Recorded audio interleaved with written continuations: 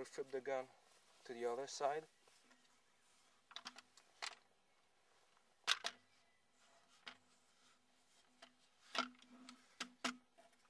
And voila. So let's start again from the back. So nothing special here, still the stock release lever. Then here's where the selector switch will be placed on the other side, but like I said, it's only one-sided, so sorry for left-handed people, but you'll have to maybe switch for another lower receiver, which includes the selector switch on this side. Then here you still have your rear sight, top rail, and here's the button which I was speaking earlier, and it serves the same purpose as the mag release lever here. It's like an M4 style mag release, which means you have to push it, and you can pull out your mag and switch with a new one. I don't recommend, I personally find it less useful than this one, because this one, for my finger, it's too far away to reach, so I prefer to use this one. Then here's your ejection port, which also reveals your hop-up, and in order to do so, you have to pull back the cocking lever to reveal it.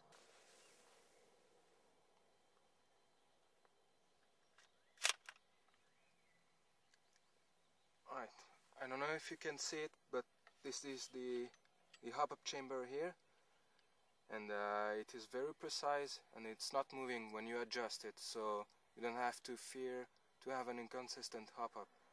And I'm not quite sure, but if I recall correctly, I've read somewhere that you can replace it with a M4 style hop-up chamber, and it is metal.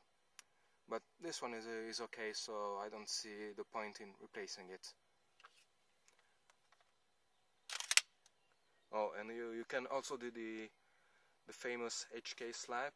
I don't like doing this, but because I'm a nice guy, I will show you how it sounds.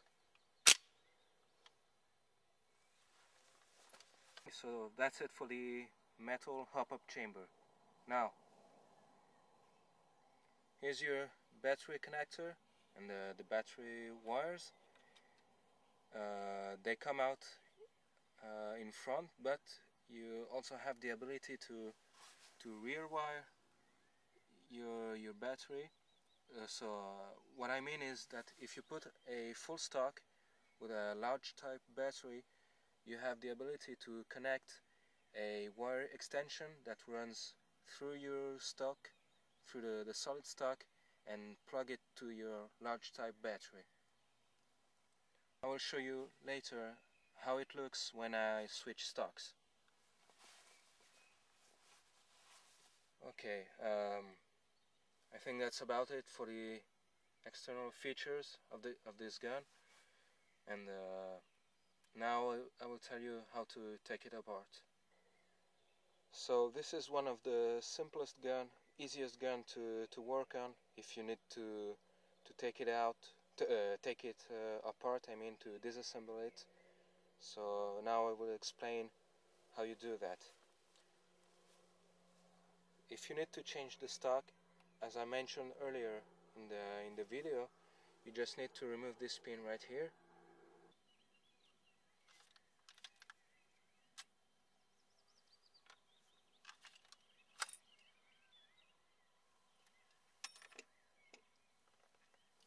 So be careful with this here. This is the sling attachment. Don't lose it. And it comes right here. There, sorry.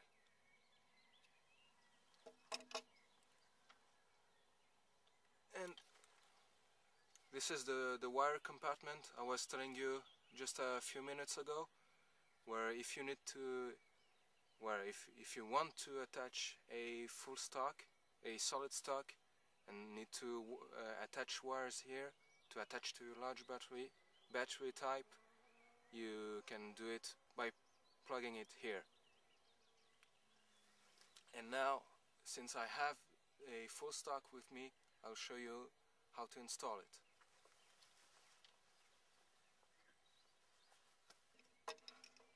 This is really simple. Just need to align it here, and there you go. Then you insert the pin here, and it's not going anywhere. Now you can see what the guns looks like with the full stock attached.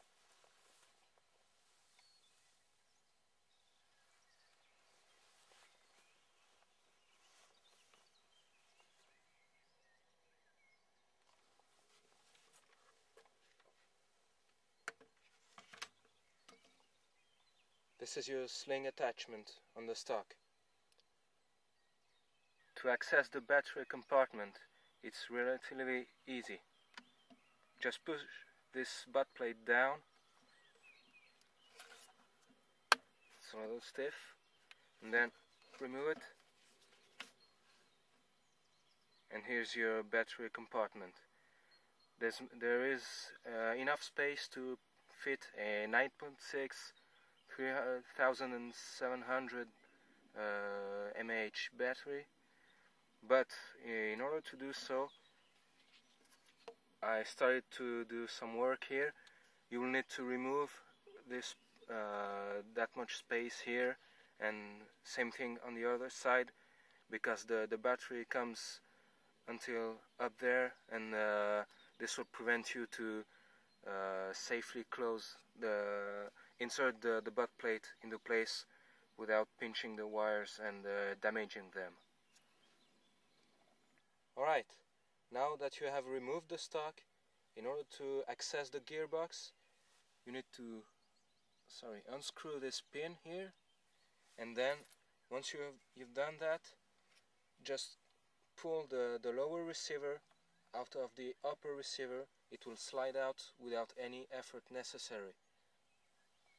You could also detach the cocking tube with the handguard, and in order to put a different front assembly, and by that I mean that you could install a MP5 style front assembly, or SD still MP5 SD assembly, and I'm not quite sure about this, so don't quote me on that, but I've seen some customs of a CA33 with a SD front set attached to it on Airsoft Extreme, so I guess that goes for other MP5 front assemblies.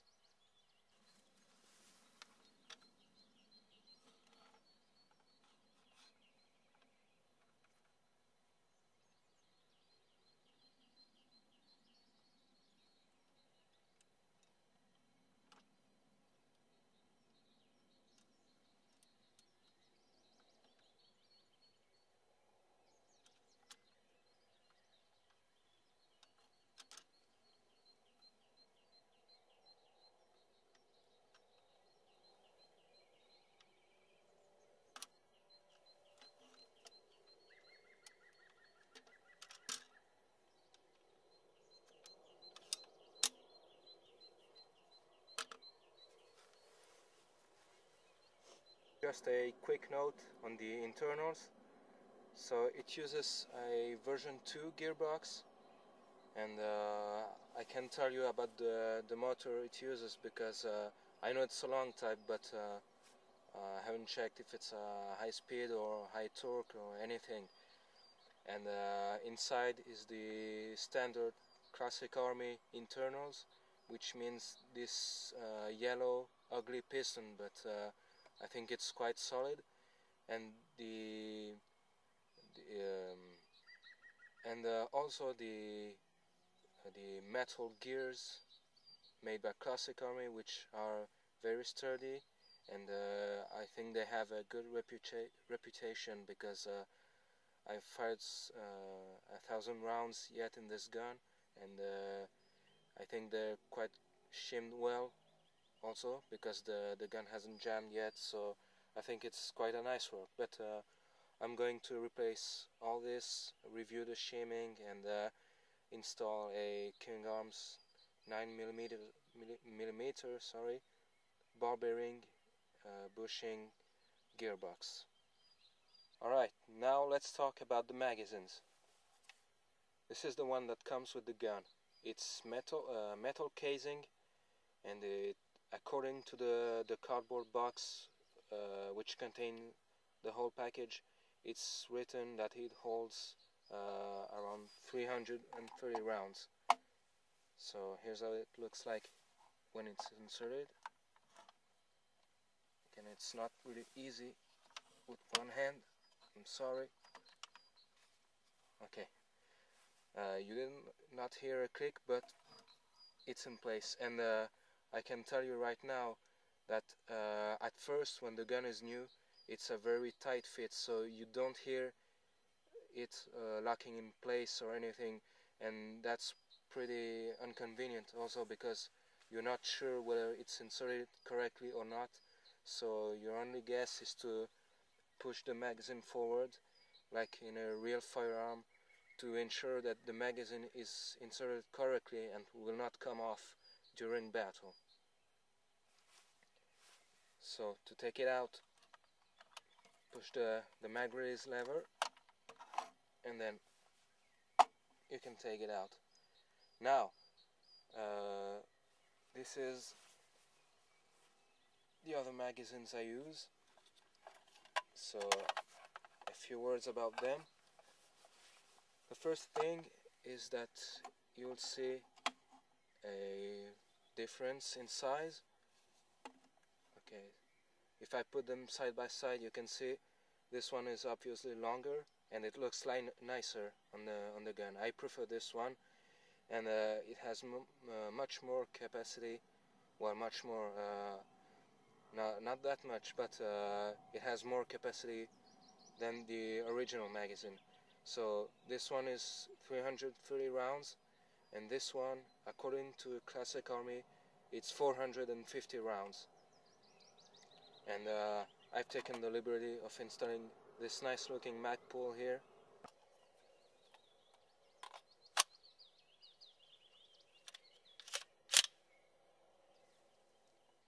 If you need to do any maintenance on these magazines, it's really easy.